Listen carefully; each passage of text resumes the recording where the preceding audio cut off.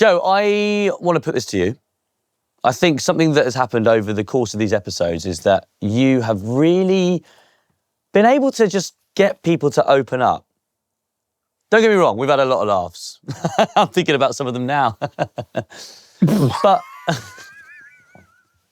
we have had laughs. But you really have managed to get people to talk about things that I've not seen them talk about before, and in a way that it just, I don't know, it just feels so natural. And I've also seen a very vulnerable side to you come out as well. I don't know if you've noticed that. Yeah, I didn't. When we started working together, all that way back when, I had no idea. Well, I didn't really have any idea what I was getting into, but I had no idea that it would go as light and dark as it has done, and how our patients, guests, clients, whatever we legally have to call them, would actually do when they come into our office. And it was originally, I thought it would just be back and forth, a bit of crack, a bit of thing, getting to know them a bit better than other podcasts and other interviews that they've done. And then they get in the room, and then you actually just we react off of, we don't really have too big an agenda on any of it all. We're just like, we just react off of it. And some of the revelations, I don't really like using that word, but I don't know any other words. As you know, I've got quite a limited number. Like Josh Widdicombe, for example, always like where he just opens up so casually about the meds he takes for depression and how normalised that chat became, and how comfortable people then end up feeling, oh yeah, I'll come on here, I'll have a laugh, but I'll also tell you some of my most vulnerable moments of my life. Jason Fox, hearing some of the things that he's been through. Oh my God. I couldn't believe what I was hearing, but also then his ability to sort of snap into finding the light in it and finding the funny in it. I love that, the fact that 1 minute we're able to open up and talk about the darkest thoughts in our heads, and then the next minute we're asking him to pluck my nose hairs out of me, and it's completely normal, because it is normal. It should be more normal. He did love doing that. He bloody loved doing that. He was straight on the tweezers. Yeah, shake it in there. What we've done is we've gone through all the episodes. There was a lot to choose from, but we've, I think, compiled some of the more vulnerable moments of the podcast, both with you and some of the guests, for everyone at home to sit back and watch. Great work. Yeah. Just a heads up, there's some big, heavy topics discussed in the upcoming compilation. And if you yourself are struggling, then we've got some great links on our Instagram bio for professional help. So look after yourself and enjoy. Foxy. Let's start at the beginning. Thank you. I didn't know I had to do that, sorry. Start at the beginning. Let's start, the riskiest thing that you're probably known for, and that was being in the Marines. In the Special Forces, I think, is the was more riskier for me. So I did 10 years in the Marines, which was there was no real action seen by myself, not through choice, just that's the way the cookie crumbled. And because of that, I was getting frustrated, so I decided to put in for my opportunity to do selection, which is the entry exam to get into the Special Forces. Do you miss it? I did. Oh, you did? Yeah, I did miss it. I left because of mental health, so it was cut short slightly, which still is a bitter pill. Was there no services available to you to help out with that, or was it just not an environment for you to be able to struggle in that and then move forward with it? There was a psychological department within the medical centre on the base that I lived down. I knew something was going wrong, and I knew something wasn't quite right, because I'd lost my mojo for the job. I was like bored of it, and then I was supposed to be getting ready to go on another tour of duty, a thing that I loved, absolutely loved. And it felt like a dark cloud in the distance. And I was like, fuck. So I thought, I need to address this, because I'm responsible for people. I'm supposed to be a ball of fire and, encourage people to do stuff, debrief them. We were going and doing cool shit.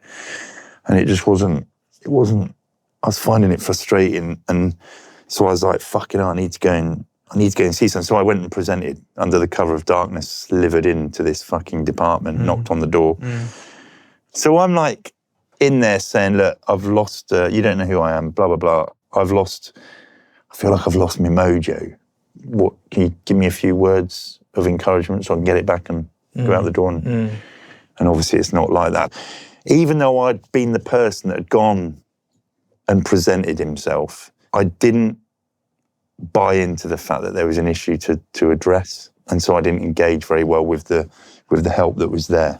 It was more of a token attempt. I was like, just you fucking tell me tell me something that I can then go back out and do it again. And I was like, I ain't got a fucking problem. I just need to get rid of this feeling. And then, but the ball had been set in motion for my career to end. And so I had to go with it to a certain degree. And then when I left, it really did spiral. And it wasn't fixing itself because I was bullshitting to myself about the fact that there was an issue. Did you have a sort of epiphany moment of, if I'm going to sort of sort this, I need to approach the therapy and all that stuff differently? Yeah, so it spiraled out quite a considerable way, and I was basically stood on top of a cliff. That was the epiphany moment when I was like, I either, launch myself off and that's it, or if I'm going to fucking stop this being an issue, what do I need to do? So the epiphany moment was we stood there like that, fucking having an absolute meltdown and being like, oh, fuck yeah, I've been bullshitting to myself. Thank you for being so open, first and foremost. Like, I know it is a semi-piss take of me being a pseudo-psychologist, but it is also a really good way of opening up and having a conversation with all our guests. Yeah. And so I appreciate you sharing that with me. Even if there is a skeleton with a mohawk on it, which I know it's not ideal for when you talk opening up about this sort of stuff. But I sort of regret set dressing now. You can deal with these things with light and dark. Like you have to. Agreed. Otherwise, that's half the issue. That's half the battle. Well, Because if you can't even talk about the darkness because of the feeling that it makes you have, you're never going to do it. So then you just suffer in silence. Exactly. And the other thing is, the bit that gets me is my mechanism of potential suicide wasn't great because I chose a cliff and I fucking hate heights. So it was kind of, maybe I wasn't so serious. Never going to do it. Well, I don't know. I don't know. Never going to be able to. Yeah, exactly. But what made you stay? For me, when I've had my demons and been at my darkest moment, it was like, I go, I'm a worthless piece of shit. I'm not going to have any influence or help for anyone else. They're all better off without me. And it was in that moment that I have, actually, my kids and my wife will be way worse off without me, even though I feel like they'd be better off. And I couldn't do it to them. That was my epiphany. I think it's not dissimilar, but it was more than not giving up on those people that was the thing. I was kind of thinking, hang on a minute, this is a give up. And I've not done that before. I've found things difficult before and I've taken a while to get things done. And, whether it's been in the military or anything else, things don't just happen. But this is just me giving up. Wow. Right, let's get into it. Where did this never enough originate from? Like, what's it about, mate? What serious answer? Let me just clarify the whole session. You can make it as serious or as funny as you like. If you want to sit here and me and you talk about masculinity and mental health or whatever, we can do that. Okay. If we can sit here and prat about, we can do that. If we do both, we can do that. It's whatever you want it to be, Peter. Wow. Both is good though, isn't it?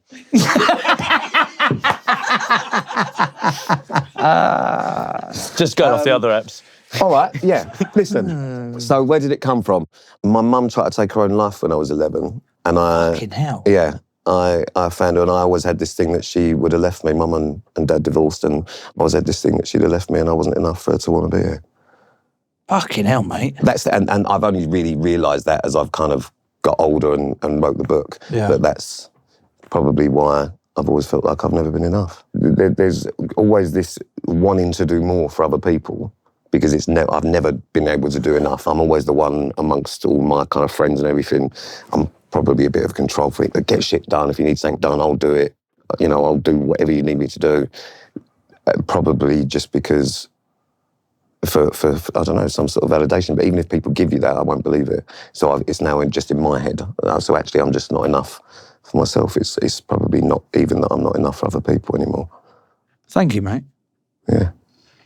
No, in all seriousness, when we were talking about 3 minutes ago, and you're like, oh, well, I don't know whether to give you the serious answer, I think. But to then actually give an answer like that, I'm like, oh. Do you know it's weird? Because I don't really know, it's similar to kind of most men, not great at talking about them sort of things, but only really in the last couple of years, I lost, the most important person to me a few years ago, and just went completely off the rails. And that she was kind of always been from a kid like my safety blanket. And when you kind of lose that, you have to start reflecting on yourself and why you do the things you do and why you become the person you become. But pre that, I never would have spoken about anything like that. And you explore that a lot in your podcast, don't you, Man Made? Yeah. Does that come up with a lot of the guests that you have on yours? Yeah. Like not being enough, that feeling of like imposter, like, oh, why am I here? What am I doing? It's I've always said that I've never suffered with mental health. My mum was bipolar, and I never really understood that. I just thought she didn't want me. I didn't understand that wasn't her at the time. That was, she wasn't well, and she still suffers now. And I think this is the thing with mental health is so many people now. Yeah, it's talked about loads, but no one really listens. And I think that's the problem. We're all told to talk, but no one really listens, because actually the talking side of stuff, it's good for you to understand yourself, but there isn't a cure for mental health. There's no one-size-fits-all answer to anything. It's just trying to ensure that you have more good days than bad days. My view on it is that your mental health is the same as your physical health, in the sense of you're never always perfect. No. You're never always bad. Do you know what I mean? It's about finding what things work for you to make you have more good days than bad days. And it's from various degrees. It's difficult because there's so many different things that, therapy, talk to your friends, do this, and there's so many different other or different avenues for people to go down if they are struggling. But it's also can be quite disconcerting for people if they try these things and they still feel like shit. And actually, really fundamentally, it all comes down to understanding yourself better. And I'm a complete work in progress with that. Do you know what I mean? Man Made is certainly not about me giving it's just about hearing someone's story and listening. It's not about me giving an answer to anyone, because fucking hell, if you're going to come to anyone for advice, it ain't me. It's about listening and just having that conversation where someone might listen to something and go, fuck, and understand themselves a little bit better. Do you still feel that you have imposter syndrome or experience that feeling now that you're sitting here, now that, like, day to day? Yes, in different ways though. I'm blessed that I found my people and I have amazing friendships and relationships in my life. I know that I can rely on the fact that even if I feel insecure about how I do what I do, like whether I'm recording a podcast interview or writing a book, I can fall back on the fact that I've done it for X amount of hours and X amount of years. Yeah. And so I have an evidence base that I'm probably okay at it. And that's helpful, having that level of practical expertise. I'd love to be able to tap into that, because I haven't got a fucking clue how to get rid of the feeling of never belonging. Even doing this, I'm like, fucking hell, how have I managed this? This is great. Fucking wang this one, like the 17 years at rugby. I was never any good at it. I shouldn't have ever been there. It's the evidence-based approach, isn't it? Looking at all the whole history of everything you've done, all the things you've done successfully, and just thinking, well, maybe I am good at this. Yeah, but there's another thing in my head that also goes, maybe that didn't even happen. Oh, I totally get that.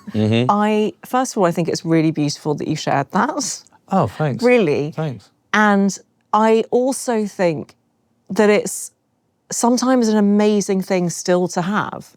Like, clearly you are brilliant at what you do. Like, clearly you were a brilliant rugby player. Clearly you are, like, great at this, and you were great on the traitors and all of that.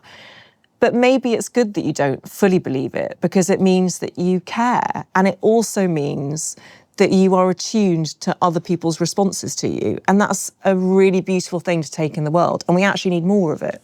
So maybe you never want to lose it entirely. It's actually very powerful feeling like you're not fully included sometimes. Well, thank you. That's really kind of you. I And don't my know how to experience- deal with that Right. that much, but it was nice. Yeah. But I do also think there's a part of me that goes, it might be easier for me to continue down that route of not feeling like I belong as a great defence mechanism of like, well, I didn't want to be there anyway. Yeah. Do you know what I mean? When it does Yeah. go tits up, or it doesn't go well, or you are, actually you're not. I'm not very good at that. It's a defence mechanism for me. Well, I wasn't meant to be there anyway. I didn't want to be there. Do you know what I mean? I know exactly it's what that. you mean. It's an avoidant attachment. Like you're avoiding being hurt by refusing to open up and be attached to something. Yeah. And I've got insecure attachment where I'm like, just love me, love me, love me. Like, let me try harder and harder and work harder and do everything. Yeah. And eventually, like, that will make me feel safe. And neither one of them is bad, but I think it's really powerful to know that that's where it comes from. Part of your avoidance is making the joke before other people make it. And I want you to know that you are fundamentally lovable. You are loved. Just, you don't actually have to do anything. You are loved exactly as you are. I know you don't believe that, but I want you to know it.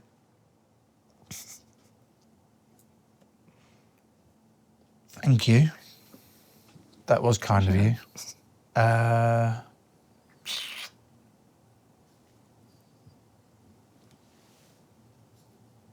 Oh, Joe. I don't know how to deal with that. I'm I not know very you good at don't. that either. I know. Because I like to think that, I can handle awkwardness. I can handle silence. You know, I've always based things on making other people feel uncomfortable. But you've just made me feel incredibly uncomfortable.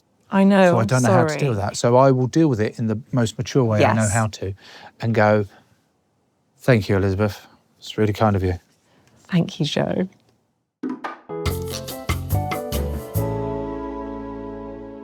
Nothing brings me more joy than spending time with you, brother. Is that true? Because I was actually at Television Centre the other day, wasn't I? And Yeah. I texted you to see if you're about. And it took you 7 or 8 hours to get back to me saying, yeah, I'm here, brother. Where you at? It's funny that you say that, isn't it? Because I remember actually asking you if you wanted to do something with me a while ago, and I texted you, are you free on this date in June? And you never got back. So what's worse, 7 hours before you get back to a friend, or never getting back to a friend? Let's put it to our lovely team. Guys, give me a cheer if you think it's worse to take 7 hours to respond to a text. Give me a cheer if you think it's worse just to never respond to a text. Fucking, they're not fucking cheering for anything. Do you know what? I'm going to a new category. Give me a cheer if you work on the show but don't engage in any sort of vocalised referendums. Woo! Yeah, I think that's the worst one. What the bloody hell's going on over here? Yes. Yes. I think I do they're love more you, brother. interested I to do know love you, brother. who we've actually got. What did you say? I said I do love you though, brother. In what way? I just feel like I've really, it's been a very special thing to do this, but also make probably one of my closest friends in the world in you. Yeah, no one was ready for that, were they? Fucking hell. You all right with that? Can you handle that? No. You can't? You can't handle that? No. All right, well, take it. Do what you can with it. I think it's okay to tell someone what you want from them, and what I want from you is, I don't know, a little bit of affection, but that's okay. And on that note, I suppose, oh, whoa. You don't come to this side of the office very often. Wow. Oh, wow. Wow. Do you know what, while I've got you here, on the subject of asking people what you want from them, we'd actually like you, the viewer and listener, to do something as well for us. And I think it's okay to ask for what you want. We want you to help us grow this show by liking, by subscribing. Yeah, on YouTube. On YouTube, yeah, and commenting, because we've built a We'll See You Now show. We're doing something here, guys. We're building a community of we're friends. doing something. We really are doing something. But I just wanted you to know that I took on board what you said. It's kind of you. I struggle with accepting that. I struggle with any sort of... Does it look like I'm sat on his lap? Does it? Does it look like I'm a ventriloquist dummy? I've really enjoyed getting to know you. Yeah, I've enjoyed getting to know you. But that's it. And I find it really hard to give myself to people in the fear of give yourself to me. being betrayed. Mm-hmm. I'll never betray you. And I want to believe that. Mm-hmm. But I do find it tough to actually do that. I can only prove that to you through what I do, not through what I say. And if that takes time, that takes time. Are you closing your eyes? Because I'm closing mine. Definitely. Okay. All right. Cool. Should we do the guest bit? Let's do the guest bit. Okay, sure. All right. Hello. Oi. Hello. Why are you impersonating me? Hello. I'm trying to get your attention. We've got some very serious stuff to say, okay? Oh, sounds ominous. Well, we interrupt this broadcast, this episode, whatever it is, to tell you that we're going on tour. We are, and I'm so excited. We finally get to meet the people that watch and listen to us week in, week out. And, of course, I get to spend more time with you, Jake, outside the office. That's beautiful. Sometimes when you say something heartfelt and genuine, it just sort of knocks me back a little bit into my plant. Don't ruin it, mate. But yes, we're coming to a city near you, which means you've got a decision to make. You're going to stay at home and wonder what it would have been like, wonder what life would have been like if you came and saw it. Or do you come out and experience a one-of-a-kind night that will include celebrity guests, games, audience participation, and maybe the odd sing-song or two? Yeah, I think we're going to start getting warmed up now, aren't we?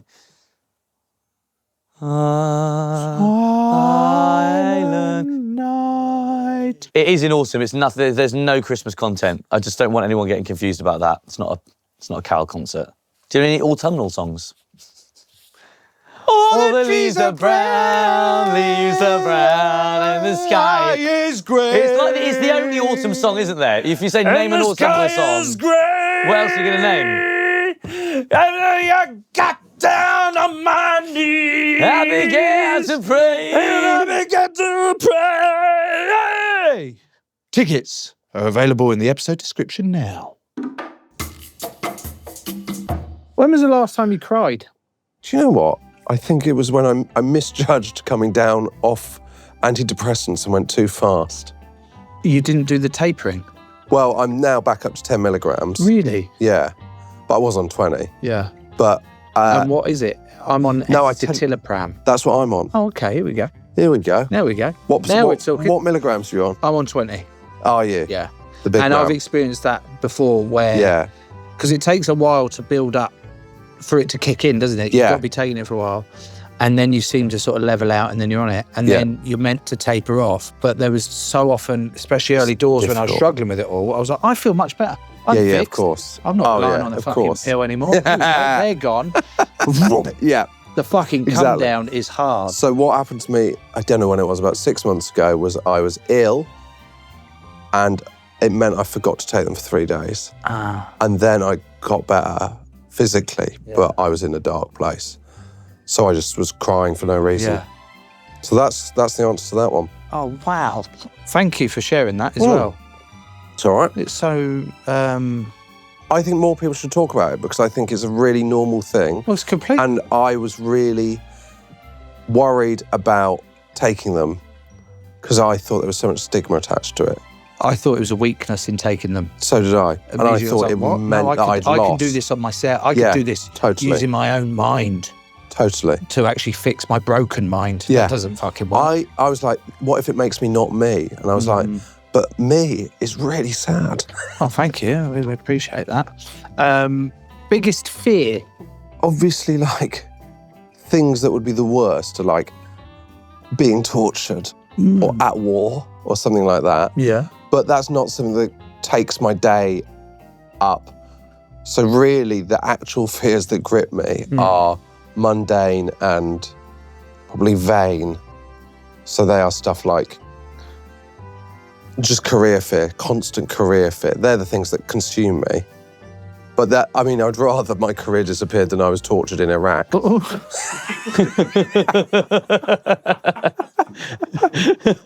You've got to choose one. If I had to choose. Yeah.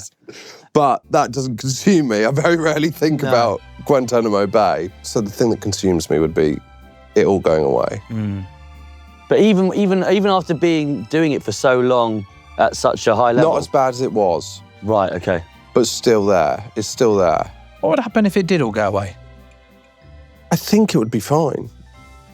The truth is, Would your wife and kids still love you? I don't know if they do as it is, Joe. It's such a sort of question of like, well, I hadn't even considered that was an option until you said that, and now that's a whole new level of fear about this unlocked. Tell me a secret. Good question. One of the side effects of escitalopram. Oh. Now you're interested. Yeah. It's more difficult to ejaculate. That's not Yeah. a secret, though. That's on Google, mate. I know, That comes people with the- don't discuss that. And I basically wanted to see what your reaction would be to saying it. What? Oh, don't tell people that. No, whether that's something you found. Yeah. Yeah, definitely. And you're like, fucking hell. What's going on here, then? Do you know what I really like? What? That you have just come on here and properly I go felt for it. comfortable enough to open up. I think it's better to just go. I've decided in the last few years just to go for it on these things.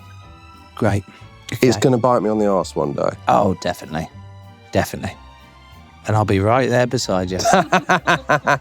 Neither of you coming.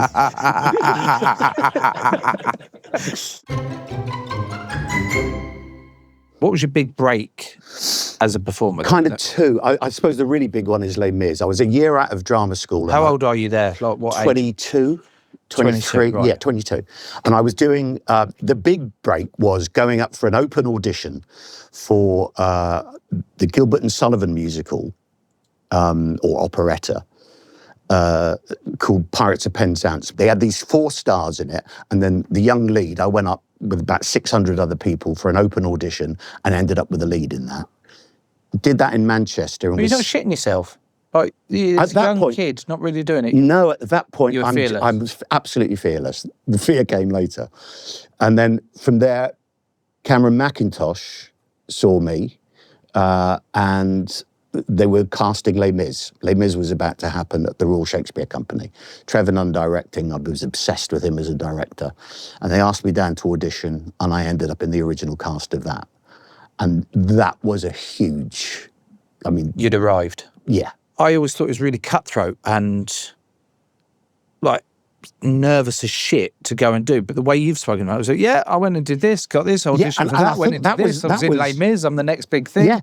And that was my downfall, I think, because I was doing Les Mis and I got ill and I then lost all my confidence. I suddenly developed anxiety and panic attacks and would find myself on stage not being able to breathe. I don't know if you've ever experienced them. And having come from nowhere, having been supremely confident, to suddenly having this where you're that body outside, that looking at yourself going, you don't know what you're doing, you don't know what the next words are. Yeah. You're going to cock this up for everybody. So that you then have the fight or flight and you're clinging onto a chair. That would turn to be getting onto the tube to go into work and having to get off and come home and call in sick. So I left the show. At the height of, I mean, it was huge. It was the biggest show going. And I just said, I can't do this. How did you get to the bottom of that then? How did you I work didn't that tell one out? anybody. Right. Did you understand what was going on? Did No. people around you understand what it was? They just thought, he's lost it. I had a breakdown. Yeah. And he's lost it. And what a shame. But Cameron, God bless him, the producer, also was a producer of Phantom. So I left for 9 months. And he said to me, right, we're recasting Phantom, the role of Raoul. There are 3 leads in Phantom. Phantom, Christine and Raoul. Raoul's the young sort of hero. You'd be perfect. Come and meet Andrew Lloyd Webber. You either shit or get off the pot. Because, Sure. you know, this is, you won't get another opportunity like Sorry. this. Sort of so Shit or get off the pot. similar with the girded loins. Girded my loins. Girded my loins. That's exactly what I did. I girded my loins on the shitting pot. Yes. Thank you. And I went in and I met Andrew Lloyd Webber, did the audition, they offered it to me, and I thought, I'm just going to have to deal with this. And I did. Joe, when you were playing rugby, were you ever sort of like in the middle of a game, you've got thousands and thousands of people watching, that feeling of panic and then seizing up, was that ever something you experienced? Oh yeah, loads. Really? But then I would just...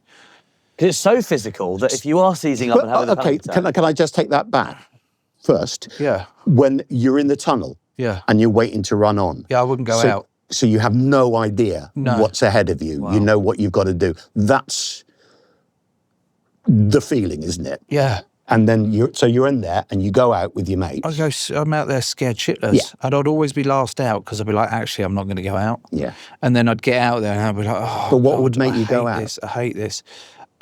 Needing to pay the bills. No, seriously. No, it was. And then go, oh, there's this voice. It's never as bad as you think it's going to be. No, exactly. But then you get out there. And you're not alone. You're not alone, but then you constantly have that self-doubt. You're constantly going, oh, I shouldn't be here. I don't deserve to be here. So reverse that, and you go on with all those doubts, and you play an absolute fucking blinder. And you are the linchpin of the team. You play well, you interact well, and you win. Best feeling. I'd love to have experienced that. Did you not?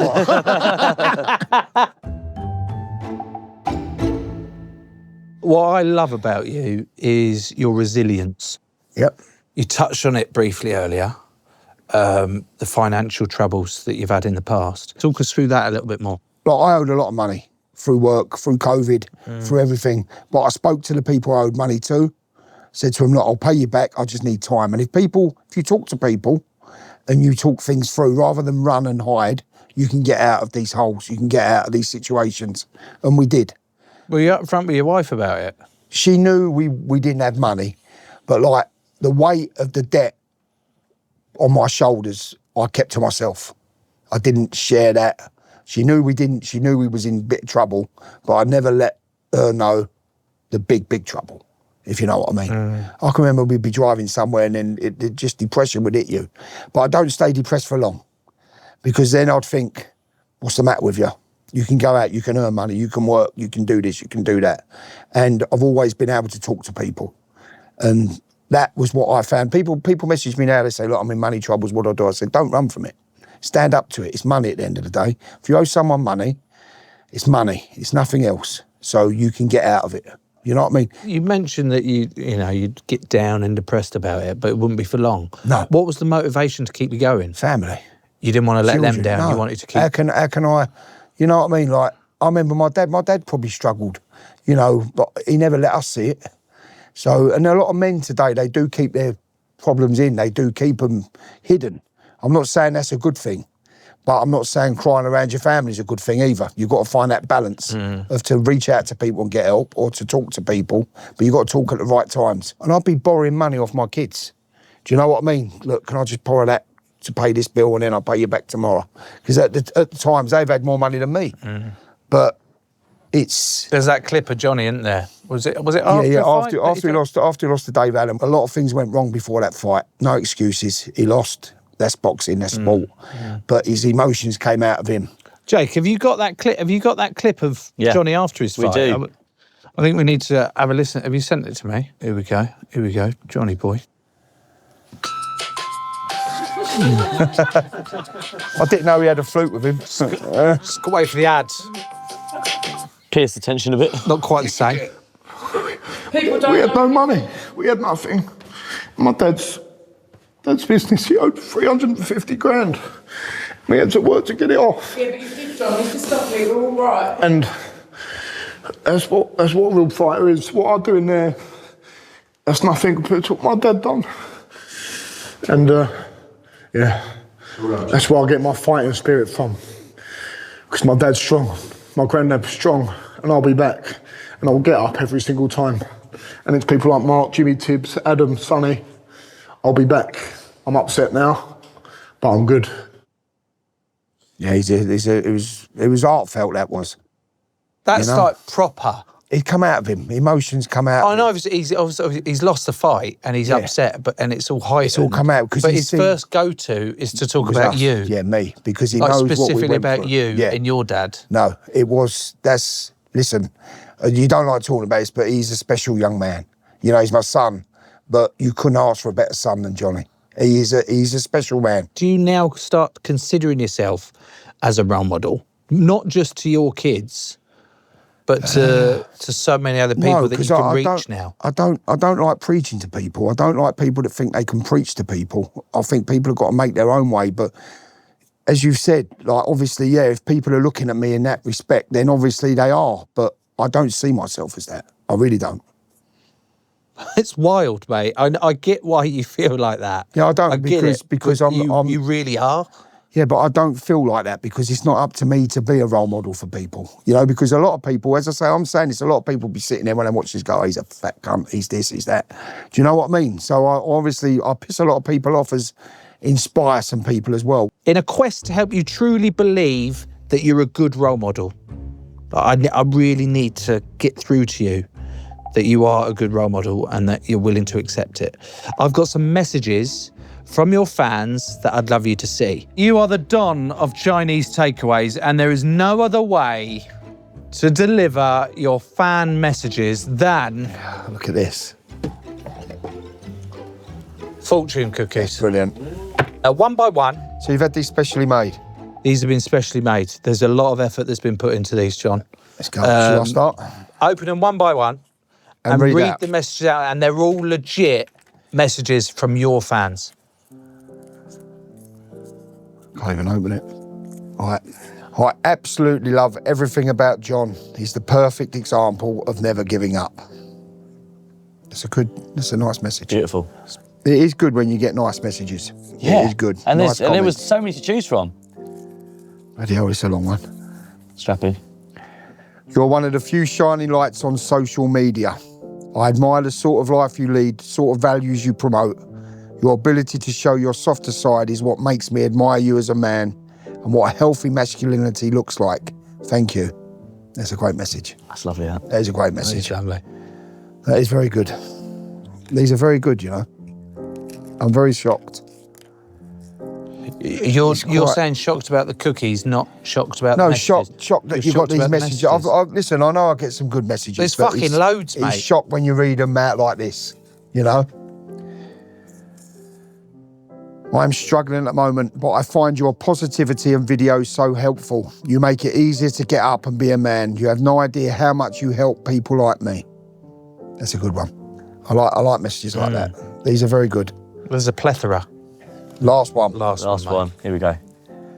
In a time where young men need more positive male role models, Big John fits the mould. Truly good bloke. Very kind. And these are from people that don't know you. Yeah. That's what it, you know, they don't know me. They don't know who I am.